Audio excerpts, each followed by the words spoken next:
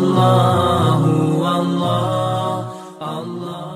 یا معاشر الجن والانس، اے جنات اور انسانوں کے گروہوں، ان استطعتم ان تنفذوا، اگر تم طاقت رکھتے ہو یہ کہ تم نکل سکو آسمانوں اور زمینوں کے کناروں سے، فانفذوا، جاؤ پھر نکل جاؤ، لا تنفذون الا بسلطان، نہیں نکل سکتے تم مگر غلبے کے ساتھ، فبأي آلاء ربكما تكذبان، پھر تم اپنے رب کی کون کون سی نعمتوں کو جھٹلاؤ گے۔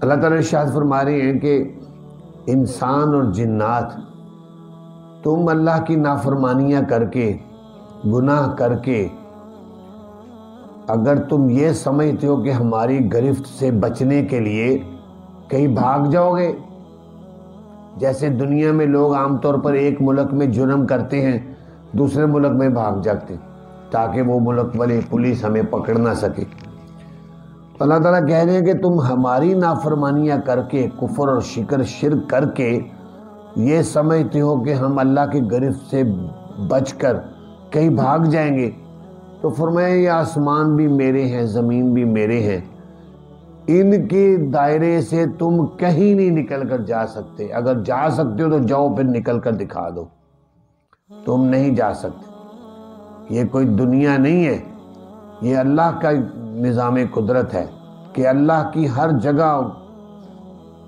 اس کی حکومت ہے، لہذا اس کی گرفت سے تم بچ نہیں سکتے، بہتر یہی ہے کہ اللہ کی نافرمانیوں سے اپنے آپ کو بچا لو۔ پھر فرمایا یرسل علیکما شواظ من نار ونحاس فلا تنتصران، چھوڑے جائیں گے تم دونوں پر شعلے آگ کے، ونحاس اور دھواں، پھر تم نہیں بدلہ لے سکو گے، پھر تم اپنے رب کی کون کون سی نعمتوں کو جھٹلاؤ گے، یعنی تم پر آگ کے بڑے بڑے شعلے چھوڑے جائیں گے۔ اور روایات میں آتا ہے کہ جہنم کے اتنے بڑے بڑے شعلے ہیں جیسے بڑے بڑے محل ہوتے ہیں، یا احادیث میں آتا ہے جتنا بڑا بڑا اونٹ ہوتا ہے اتنے بڑے بڑے جہنم کے شعلے اڑ اڑ کر گریں گے۔ فرمایا یہ شعلے آ کے تم پر پھینکے جائیں گے اور دھوئیں کی تکلیف ہوگی، دم گھٹے گا شدت سے، تو تم بدلہ نہیں لے سکو گے۔ تو یہ ایک قیامت کی ہولناکی اور اس کا عذاب بتلا کر ڈرایا گیا ہے۔ اب اس کے بعد آ رہا ہے کہ تم اپنے رب کی کون کون سی نعمتوں کو جھٹلاؤ گے۔ اس پر ایک ہندو نے قرآن پاک پر اعتراض کیا۔ ہندو نے کہا کہ دیکھو، شعلے کسی کو آگ کے مارنا یا آگ کے دھوئیں سے عذاب دینا یہ تو تکلیف ہے، تو تکلیف کے بعد اللہ تعالیٰ کیوں کہہ رہے ہیں کہ تم اپنے رب کی کون کون سی نعمتوں کو جھٹلاؤ گے؟ اللہ تعالیٰ کو اتنا بھی نہیں پتا کہ یہ تو تکلیف کی چیز ہے، یہ نعمت تو نہیں ہے، تو پھر اس پر یہ کیوں کہا جا رہا ہے؟ تو مفسرین میں سے شاہ عبد القادر محدث دہلوی رحمۃ اللہ علیہ، جنہوں نے قرآن پاک کا ترجمہ اردو میں لکھا تھا سب سے پہلے ہندوستان میں، اور 40 سال کے اندر انہوں نے قرآن پاک کا ترجمہ لکھا، 40 سال میں۔ آج بھی دلی کی جامع مسجد وہ ستون ان کی گواہی دیتا ہے جس ستون کے ساتھ ٹیک لگا کر وہ قرآن پاک کا ترجمہ لکھتے تھے، اس ستون پر ان کے کمر کے نشان ہیں۔ 40 سال وہاں ٹیک لگا کر انہوں نے بیٹھے ہیں اور قرآن پاک کا ترجمہ لکھا۔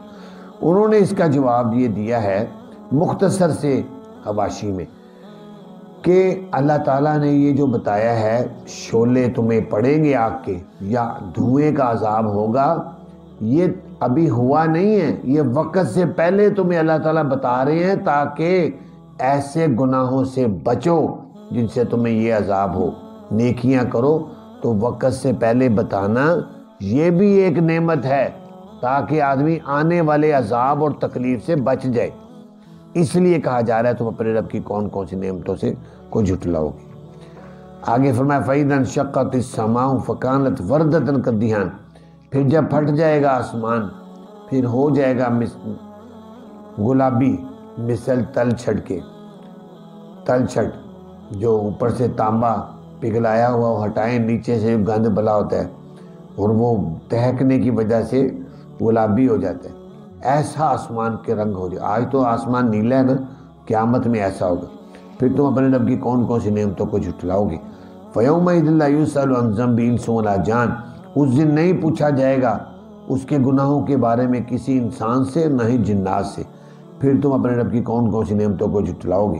یعنی چونکہ اللہ تعالیٰ تو علیم بذات الصدور ہے، اللہ تعالیٰ کو سب گناہ گاروں کے گناہوں کا علم ہوگا، لہذا کسی کے بارے میں گناہوں کے بارے میں کسی سے نہیں پوچھا جائے گا۔ قرآن پاک کی ایک آیت میں آتا ہے سورہ حجر کے اندر کہ اللہ تعالیٰ سوال کریں گے، فَلَنَسْأَلَنَّهُمْ أَجْمَعِينَ، اللہ تعالیٰ مجرموں سے سوال کریں گے۔ یہاں آ رہا ہے سوال نہیں کریں گے، اس کو کہتے ہیں تعارض، ایک آیت کا دوسری آیت کے ترجمے سے تعارض۔ تو یہاں آ رہا ہے سوال نہیں کریں گے، ادھر آتا ہے سوال کریں گے، تو اس کا جواب یہ ہے کہ سوال جہاں آ رہا ہے نا نہیں کریں گے، اس کا مطلب ہے کہ معلومات حاصل کرنے کے لیے سوال نہیں کیا جائے گا، کیونکہ اللہ تعالیٰ کو معلومات حاصل ہے، اللہ کو پتہ ہے اس نے یہ گناہ کیے ہیں، اس لیے پوچھا نہیں جائے گا۔ اور جہاں آ رہا ہے نا کہ سوال کریں گے، اس کا مطلب یہ ہے کہ اللہ تعالیٰ پوچھیں گے جب تمہیں منع کیا تھا تم نے کیوں کیے، یہ گناہ تم نے کیوں کیے، اس لیے ان کو پوچھا جائے گا۔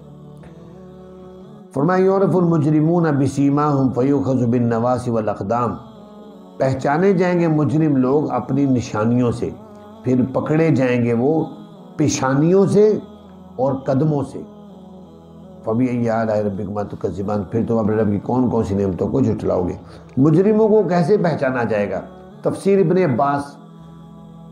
ابن عباس کے اندر لکھا ہے کہ مجرموں کو کیسے پہچانا جائے گا، کیونکہ وہاں قرآن پاک میں آتا ہے کچھ چہرے ایسے ہوں گے جو ایسے جگمگ کر رہے ہوں گے، چمک رہے ہوں گے، اور فرمایا وہ اہل سنت والجماعت کے چہرے ہوں گے، اور کچھ چہرے سیاہ ہوں گے، وہ اہل بدعت کے چہرے ہوں گے جو سیاہ ہوں گے، کفر اور شرک کرنے والے اور بدعتی، ان کے چہرے سیاہ ہوں گے۔ تفسیر ابن عباس میں حضرت ابن عباس رضی اللہ تعالیٰ عنہ نے فرمایا ایسے پہچانا جائے گا، مجرموں کو پہچانا جائے گا ان کی نشانیوں سے، اور پکڑا جائے گا پیشانی کے بالوں سے اور قدموں سے، جیسے کسی جانور کو پکڑ کے لٹاتے ہیں نا ذبح کرنے، ایسے مجرموں کو پیشانی کے بالوں سے پکڑ کر پھینکا جائے گا۔ فَبِأَيِّ آلَاءِ رَبِّكُمَا تُكَذِّبَانِ، پھر تم اپنے رب کی کون کون سی نعمتوں کو جھٹلاؤ گے۔ ہَذِهِ جَهَنَّمُ الَّتِي يُكَذِّبُ بِهَا الْمُجْرِمُونَ، یہ جہنم ہے، قیامت کے دن اللہ تعالیٰ کہیں گے یہ جہنم ہے جس کو جھٹلاتے رہے ہیں مجرم لوگ۔ یطوفون بینہا وبین حمیم آن، چکر لگائیں گے درمیان اس جہنم کے اور درمیان کھولتے ہوئے پکتے پکتے گرم پانی کے، کہ ایسے جہنم میں چونکہ کئی طرح کے عذاب ہوں گے، آگ کا عذاب ہوگا، پکتے پکتے پانی کے اندر ان کو غوطے دیے جائیں گے، تو یہ تو سخت گرم عذاب ہے۔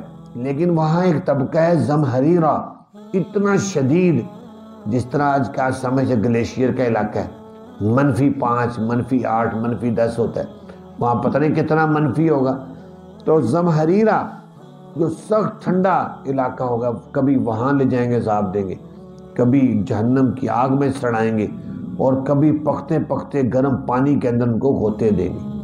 فَبِأَيِّ آلَاءِ رَبِّكُمَا تُكَذِّبَانِ، پھر تم اپنے رب کی کون کون سی نعمتوں کو جھٹلاؤ گے۔ لہٰذا ایسے کوئی کام کرنے سے اپنے آپ کو بچا لو کہ آنے والے وقت میں پھر تم ایسے جہنم کے عذابات سے دوچار ہوگے۔ اور ان میں سب سے بڑا گناہ کیا ہے؟ شرک، کفر اور شرک۔ کسی طرح کا کفر اور شرک تمہارے اندر نہ آئے اور تم پکے موحد ہو، اللہ تعالیٰ کی وحدانیت کو ماننے والے، اس کے بعد پھر باقی گناہ ہیں۔ اللہ تعالیٰ سے دعا ہے اللہ تعالیٰ ہم سب کو گناہوں سے بچ کر اور نیکیاں کرتے ہوئے زندگی گزارنے کی توفیق عطا فرمائے۔